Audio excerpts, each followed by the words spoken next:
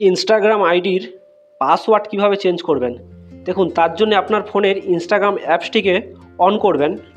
On করার পরে দেখুন আপনাদের সামনে এরকম একটা পেজ ওপেন হবে।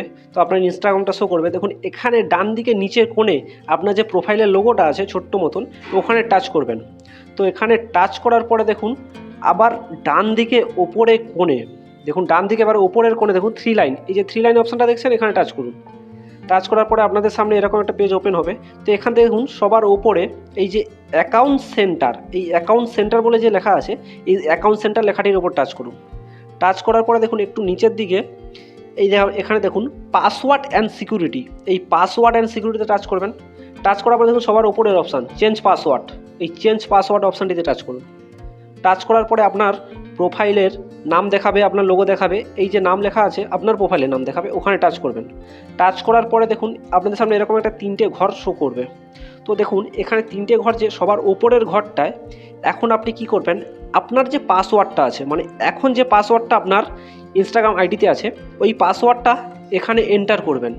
যে আপনার যে এখন যে পুরনো পাসওয়ার্ডটা, মানে যেটা এখন ব্যবহার হচ্ছে, তো ওখানে আপনি এটা এন্টার করার পরে দেখুন সেকেন্ড ঘরটায় নিউ পাসওয়ার্ড। নিউ পাসওয়ার্ড বলতে এখন আপনি যে পাসওয়ার্ডটা রাখতে চাইছেন, দেখুন এটা পাসওয়ার্ডটা দেওয়ার সময় একটা জিনিস বলে দিই।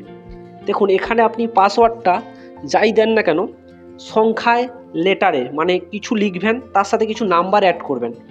করার পরে তারপরে এই দেখুন এই ওপরে এই যে ব্র্যাকেটের মধ্যে লাল কালারের দাগ দিয়ে দেখিয়ে দিচ্ছি, এর মধ্যে যে চিহ্নগুলো দেখতে পাচ্ছেন, ওই যে আপনার নতুন পাসওয়ার্ডের মধ্যে এই চিহ্নগুলো ব্যবহার করবেন।